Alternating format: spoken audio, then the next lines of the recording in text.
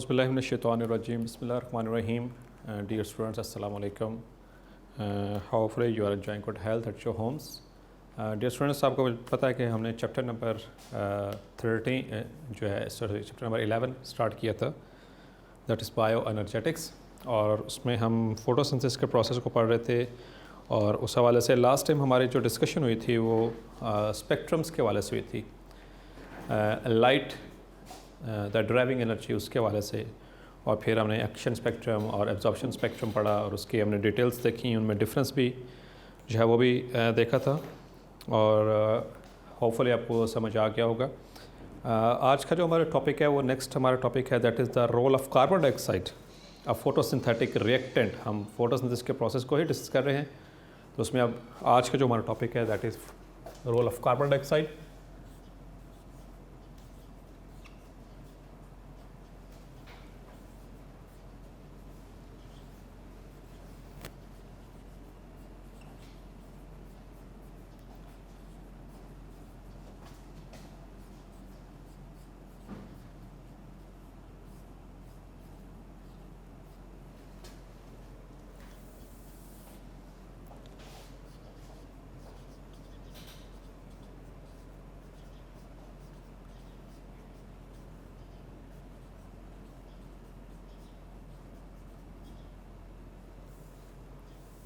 The photosynthetic reactant. तो dear students, इसमें सबसे पहली चीज़ आपको पता है, आप प्रीवियस क्लासेस में भी पढ़ते आ रहे हैं फोटोसिंथेसिस के हवाले से, और हमने शुरू में भी जो है इसका रिएक्शन को भी डिस्कस किया था। आज भी हम इंशाल्लाह आगे कुछ देर में इसको डिस्कस करेंगे। इसमें जो फोटोसिंथेटिक रिएक्शंस होते हैं उसके हवाले से, तो आपको पता है कि वाटर नंबर 1, जिसको हम पहले से ऑलरेडी डिस्कस कर चुके हैं इन आवर फर्स्ट टॉपिक्स, हमने इसको डिस्कस किया था रिएक्टेंट के हवाले से, वाटर को डिस्कस कर चुके हैं। और दूसरा जो मेजर रिएक्टेंट होता है फोटोसिंथेसिस का, दैट इज़ कार्बन डाइऑक्साइड। ये दोनों चीज़ें चाहिए होती हैं, साथ में फिर in the presence of sunlight उसको भी डिस्कस कर लिया हमने, क्लोरोफिल उसको भी डिस्कस कर लिया, वाटर उसको भी डिस्कस कर लिया, और एक लास्ट चीज़ रह गई है, that is the carbon dioxide. अब कार्बन डाइऑक्साइड जो होती है, as you know, it is present within the atmosphere, ठीक है। on the terrestrial environment, हमारे पास अल्लाह ताला ने दो तरह के इन्वायरमेंट रखे हैं, एक टेरेस्ट्रियल एनवायरनमेंट है और एक एक्वेटिक एनवायरनमेंट है, ठीक है। और इस दोनों ही एनवायरनमेंट्स के अंदर प्लांट्स मौजूद हैं, एक्वेटिक प्लांट्स भी होते हैं और टेरेस्ट्रियल प्लांट्स भी मौजूद हैं।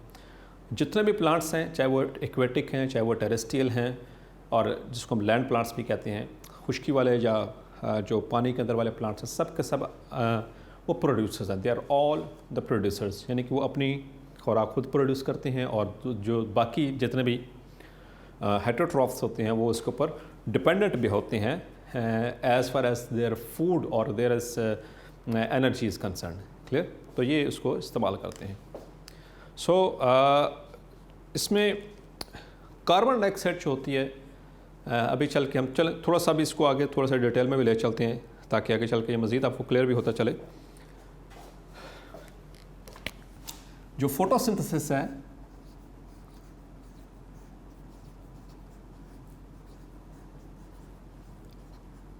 इसको हम डिटेल से इसकी डेफिनेशन पढ़ चुके हैं, इसको समझ भी चुके, ठीक है। अब ये दो स्टेप्स में होती है, दो फेजेस में होती है, ठीक है।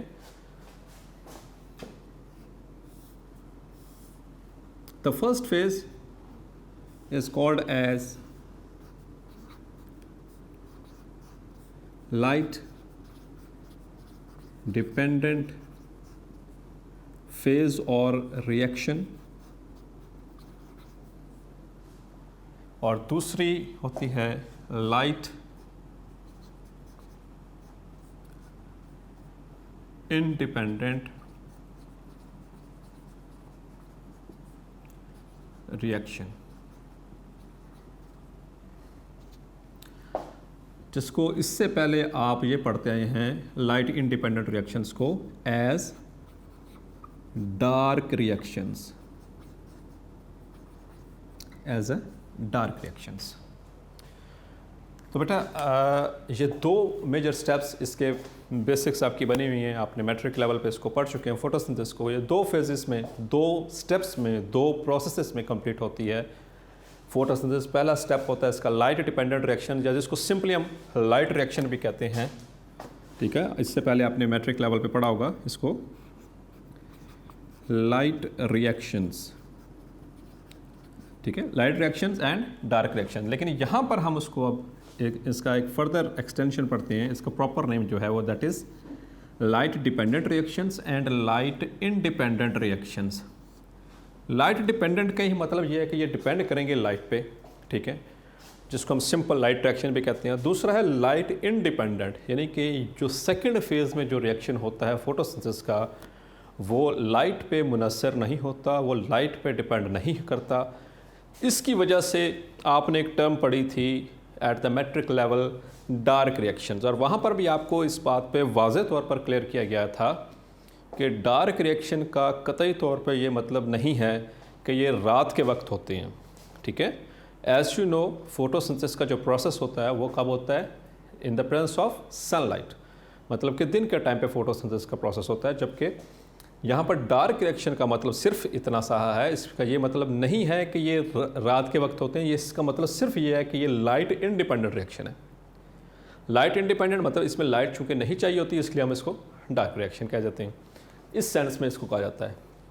तो जो हमारे पास जो कार्बन डाइऑक्साइड है, ये वाली, ये कार्बन डाइऑक्साइड इस लाइट इंडिपेंडेंट रिएक्शन में इस्तेमाल होती है।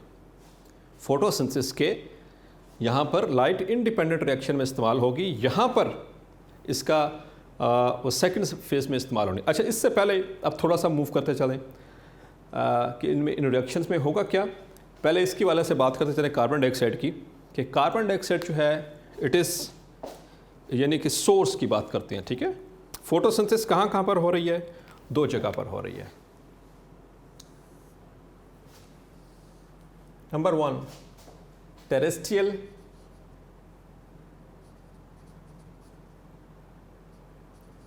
जिसको हम कहते हैं लैंड, और दूसरी होती है एक्वेटिक,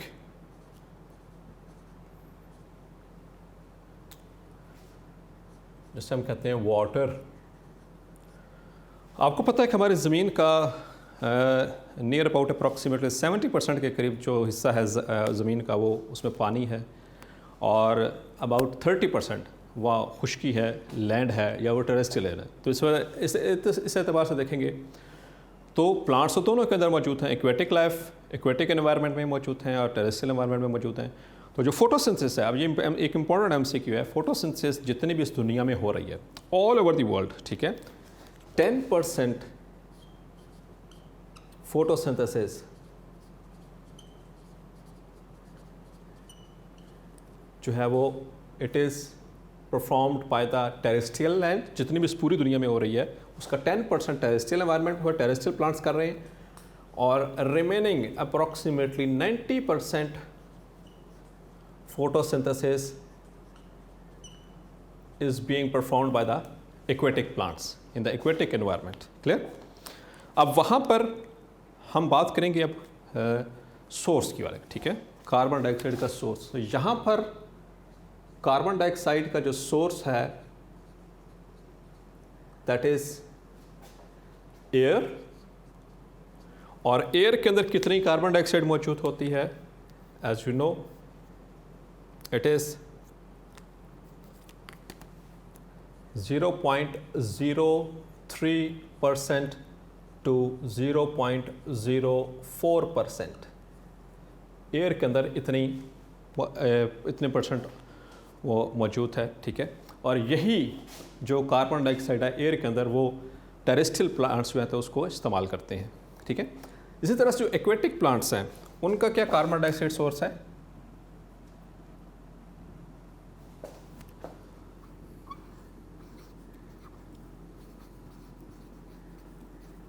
तो एक्वेटिक जितने भी प्लांट्स होंगे उनमें जो कार्बन डाइऑक्साइड होगी वो डिसॉल्व्ड इन वाटर ही होगी, ठीक है। Carbon dioxide dissolved in water,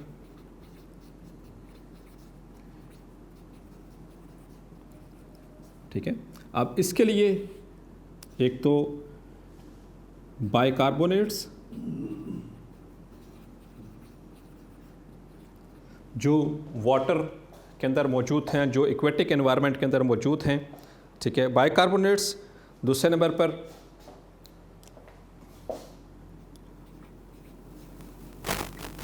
soluble carbonates. सो ये दो मेजर सोर्सेज हैं एक्वेटिक एनवायरनमेंट के अतबार से। आपकी बुक में भी दिया हुआ है, इसको अंडरलाइन भी कर सकते हैं आप। Aquatic photosynthesis organism use dissolved carbon dioxide, ठीक है, द वाटर के अंदर जो डिजॉल्व कार्बन डाइऑक्साइड होती है उसको इस्तेमाल करते हैं। ये वाली जिसकी हमने बात की, डिजॉल्व इन वाटर, ये वाली, या फिर वो बाइकार्बोनेट्स की शक्ल में या फिर सॉल्युबल कार्बोनेट्स की शक्ल में इससे जो रिलीज होती है कार्बन डाइऑक्साइड, वो कार्बन इसको इस्तेमाल करते हैं। नाउ अब जितने ये फोटोसिंथेसिस का जो प्रोसेस हो रहा है, इसमें carbon dioxide as a reactant के तौर पर इस्तेमाल हो रहा है। अब यहाँ पर और यहाँ पर इनका दोनों का प्लांट के अंदर एटमॉस्फेयर से यानी एयर से या फिर वाटर से, ये एक्वेटिक एनवायरनमेंट से, उसके अंदर प्लांट के अंदर जो एंट्री है वो किसके ज़रिए होगी? That enter through the stomata.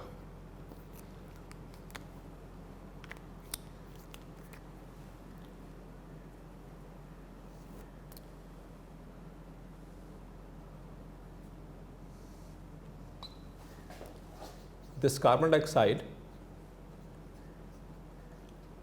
enters plant through stomata. Stomata आपको पता है, that is an opening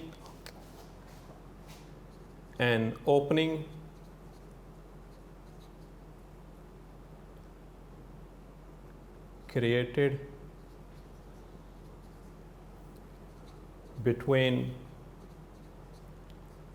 the guard cells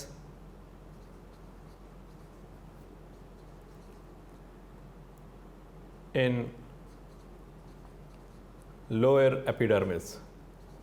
एक ओपनिंग है जो कि लोअर एपिडर्मिस के जो गार्ड सेल्स होते हैं, आपको याद होगा हम इससे पहले इसको अच्छे से डिस्कस कर चुके हैं इस तरह से, ठीक है। These are the guard cells, इनके अंदर ये क्लोरोप्लास्ट भी मौजूद होती है। इसका हमने ओपनिंग और क्लोजिंग का मैकेनिज्म डिटेल से चैप्टर स्टडी कर चुके हैं, चैप्टर नंबर 14 के अंदर। So this is the lower epidermal cells, यानी इसमें ये है गार्ड सेल, और इसके तरफ ये जो सी ओपनिंग है, दिस इज एक्चुअली स्टोमेटा। इसे स्टोमेटा कहते हैं या स्टोमा भी कहते हैं शॉर्ट फॉर्म में, या स्टोमेटा भी इसको कहा जाता है, ठीक है। तो ये लोअर एपिडर्मिस और उसके अंदर में गार्ड सेल्स, और गार्ड सेल्स जब इन्फ्लेट होते हैं, इनके अंदर पानी चला जाता है, इसके हमने डिस्कस डिटेल से किया था चैप्टर नंबर 14 ट्रांसपोर्ट के अंदर, तो ये ओपन हो जाते हैं, ठीक है। और ये गार्ड सेल्स ओपन कैसे होते थे, ये भी आपको याद होगा कि जब यहाँ पर सूरज की रोशनी पड़ती है, सनलाइट, आपने पढ़ा था इसमें कि यहाँ पर actually involve with the influx of potassium ions. जो पोटेशियम आयंस होते हैं यहाँ पर मौजूद लोअर एपिडर्मल सेल्स में, वो माइग्रेट करते हैं in the presence of light into the guard sales. यहाँ पर सॉल्यूट कंसंट्रेशन बढ़ती है, तो इसी को फॉलो करते हुए जो वाटर है वो भी वो इसके अंदर मूव करेगा, जिससे ये इन्फ्लेट होते जाएंगे, बीन शेप्ड हो जाएंगे, और इनके दरमियान में एक ओपनिंग बन जाएगी जिसे हम स्टोमेटा कहते हैं। और ये जब स्टोमेटा खोलते हैं तो इसके ज़रिए हमारा जो फोटोसिंथेटिक रिएक्टेंट है carbon dioxide, it gets entry. और आमतौर पर जो कार्बन डाइऑक्साइड की कंसंट्रेशन लो हो जाती है प्लांट्स के अंदर, कार्बन डाइऑक्साइड कंसंट्रेशन नॉर्मल से लो हो जाती है, मीन्स के that is there is not enough for performing photosynthesis, तो उसके बाद फिर ये साथ में ओपन हो जाते हैं, and it allows the entry of the carbon dioxide molecules. तो फिर वो अंदर एंटर होते हैं, यहाँ पर मेसोफिल सेल्स होते हैं, और वो आगे चल के वो सारा आपने इंशाल्लाह आगे भी डिटेल में देखेंगे, और इससे पहले ट्रांसपोर्ट में भी इसको मैं डिस्कस कर चुका हूँ डिटेल के साथ। तो इस तरह से होगा। उसके बाद नेक्स्ट जो चीज़ है कि ये जो स्टोमेटा है, ये स्टोमेटा ऐसा नहीं कि ये पूरा का पूरा जो लीफ है उसके ऊपर मौजूद हैं।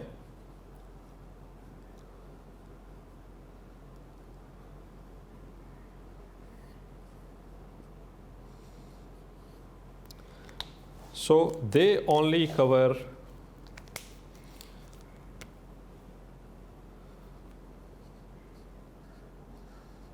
ये भी एक इम्पॉर्टेंट एमसीक्यू है, stomata cover only 1 to 2% of the leaf surface। यानी कि अगर हम इस लीफ के वॉल्यूम की बात करें तो है, वैसे हैं तो इसके ऊपर पूरे ही हर जगह पे मौजूद है स्टोमेटा, ठीक है। लेकिन अगर हम पूरे लीफ के वॉल्यूम की बात करें तो वॉल्यूम के हिसाब से इसकी 1 to 2% ही बनता है जो कि उसके अंदर मौजूद होता है लीफ के ऊपर। लीफ का 1 to 2% बनेगा। तो ये जो 1 to 2% लीफ का हम बता रहे हैं, ये इम्पोर्टेंट एमसीक्यू है कि इतने % स्टोमेटा होते हैं एक लीफ के ऊपर। क्लियर? तो इस तरह से ये इस्तेमाल होते हैं। उसके बाद ये जो स्टोमेटा की याद रखना है कि ये एक इम्पॉर्टेंट बात, they remain open during day. दिन के वक्त तो ये खुले हुए हैं क्योंकि लाइट पड़ रही है, पोटेशियम आयंस का वो इन्फ्लक्स हो रहा है, वो सारा मैकेनिज्म। लेकिन at night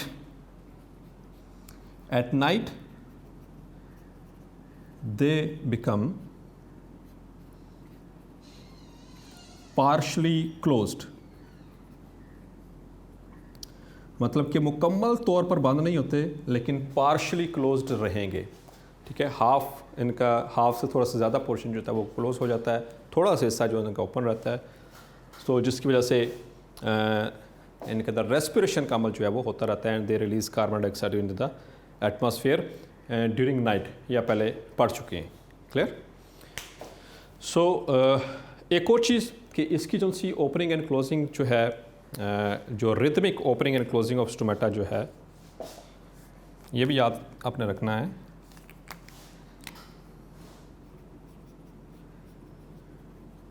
the rhythmic opening and closing of stomata is controlled by एक इंटरनल क्लॉक जिसे हम कह सकते हैं। इंशाल्लाह सेकेंड ईयर में चल के आप चल के इसको डिटेल से पढ़ेंगे, ठीक है। इंटरनल क्लॉक, ठीक है। इनके अंदर एक इंटरनल क्लॉक, एक मैकेनिज्म पूरा अल्लाह ताला ने रखा हुआ है। वो इंशाल्लाह सेकेंड ईयर के अंदर आप वो डिटेल से पढ़ेंगे, जो कि इनके गार्ड सेल्स के अंदर मौजूद है। Internal clock that is located in the guard sales. ये दो इंपॉर्टेंट एमसीक्यूज़ हैं। Guard cells, rhythmic opening and closing का मतलब कि दिन के वक्त इसका मुकम्मल तौर पर ओपन हो जाना, रात के वक्त इनकी क्लोजिंग जो होती है वो पार्शियल क्लोजिंग है या कंप्लीट क्लोजिंग है। तो ये किसके ऊपर बेस्ड कर रही है? इंटरनल क्लॉक लोकेट कहाँ पर करती है, मौजूद कहाँ पर है? With in the guard sales. और ये बाकायदा तौर पर साइंटिस्ट ने एक्सपेरिमेंट्स भी परफॉर्म किए हैं। उसमें ये देखा गया है कि अगर प्लांट को जो कि नॉर्मल रूटीन में चल रहा होता है उसको अगर आप अंधेरे में भी रख देंगे, तो अगर एक डार्क रूम में यानी कि आप रखते हैं, बाहर दिन है, ठीक है, लाइट अंदर नहीं पहुंच रही, तो इस इंटरनल क्लॉक जो कि यहाँ इसके गार्ड सेल्स, ये इंटरनल क्लॉक का मतलब वो फिजिकल क्लॉक नहीं है, वो जो हम कंसेप्ट ले रहे हैं कि वो 24 का डायल होता है, ऐसी क्लॉक नहीं होती। वो एक इनका वो केमिकल मैकेनिज्म होता है। वो इंशाल्लाह फोटो पीरियडिज्म एक बाकायदा तौर पर टॉपिक है, वो सेकेंड ईयर के अंदर आप उसमें वो डील करेंगे, उसमें पढ़ेंगे।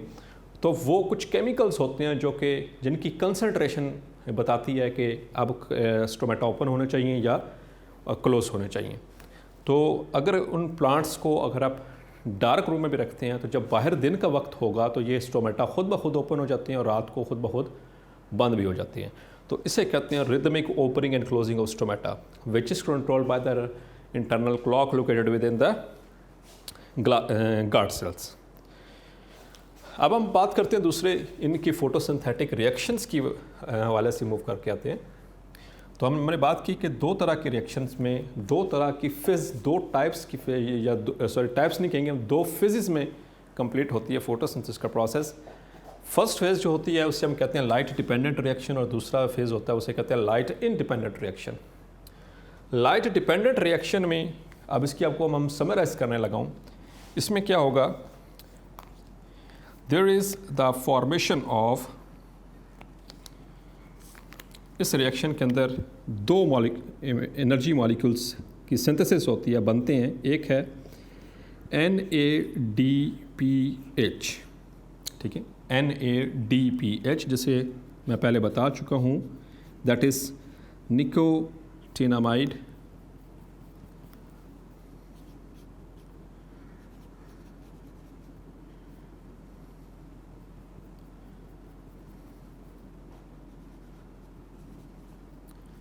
एडेनिन डाइन्यूक्लियोटाइड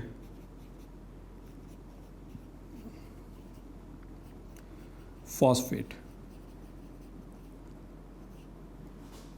एक ये मॉलिक्यूल है एनर्जी मॉलिक्यूल जो कि सिंथेसाइज होगा ड्यूरिंग द लाइट रिएक्शन, और दूसरा जो इम्पोर्टेंट है that is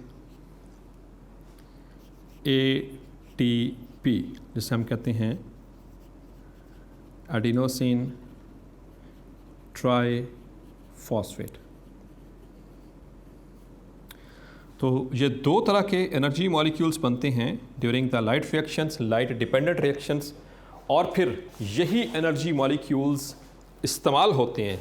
these are used, these two molecules are used in the light independent reactions. इस रिएक्शन के अंदर ये इस्तेमाल होंगे to reduce carbon dioxide into sugar molecules, into sugar molecules। अब इसको थोड़ा सा हम देखते हैं डिटेल से। तो here is the reaction of photosynthesis, carbon dioxide 6 molecules plus 12 molecules of water in the presence of sunlight and chlorophyll. It will form C6H12O6, that is glucose, plus 6 oxygen and 6 water molecules. ये हम पहले से इसको equation को detail से discuss कर चुके हैं। अब यहाँ पर देखें, ऑक्सीडेशन और रिडक्शन के हवाले से पहले मैं बता भी चुका हूँ, फिर रिवाइज करवा देता हूँ। Reduction and oxidation. तो रिडक्शन किसे कहते हैं? एडिशन ऑफ हाइड्रोजन, और या फिर यह हम पहले पढ़ चुके हैं, एडिशन ऑफ हाइड्रोजन को कहते हैं रिडक्शन, या फिर गेन ऑफ इलेक्ट्रॉन्स को कहते हैं रिडक्शन, या फिर if there is the loss of और रिमूवल ऑफ ऑक्सीजन, ऑक्सीजन का रिमूवल हो रहा। और जो ऑक्सीडेशन इसके बिल्कुल ऑपोजिट होती है, इसमें there is addition of oxygen, there is a loss of electrons और लॉस ऑफ हाइड्रोजन। ठीक है, तो एक सिंपल सी कोई भी केमिकल रिएक्शन जिसमें एडिशन हाइड्रोजन को ऐड किया जा रहा हो तो वो रिडक्शन कहलाएगा, या ऑक्सीजन ऐड हो रही हो तो वो ऑक्सीडेशन कहलाएगा, या इलेक्ट्रॉन्स ऐड हो रहे हो तो वो या गेन हो रहा हो तो वो रिडक्शन है, लॉस हो रहा हो तो ऑक्सीडेशन है, ऑक्सीजन लॉस हो रहा हो तो तभी वो रिडक्शन कहलाएगा, या हाइड्रोजन जब लॉस हो रहा होता है तो उसको तब भी हम ऑक्सीडेशन ही कहेंगे। तो यहाँ पर अगर हम फोटोसिंथेसिस की बात करते हैं तो it is a basically redox reaction. हमने पहले बात की थी, इट इज़ अ रेडॉक्स।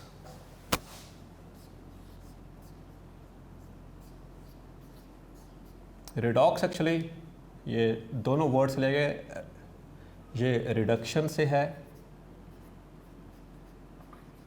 और ऑक्स जो है ये ऑक्सीडेशन से है, ठीक है। तो फोटोसिंथेसिस के अंदर रिडक्शन भी हो रही है एट द सेम टाइम और ऑक्सीडेशन भी हो रही है।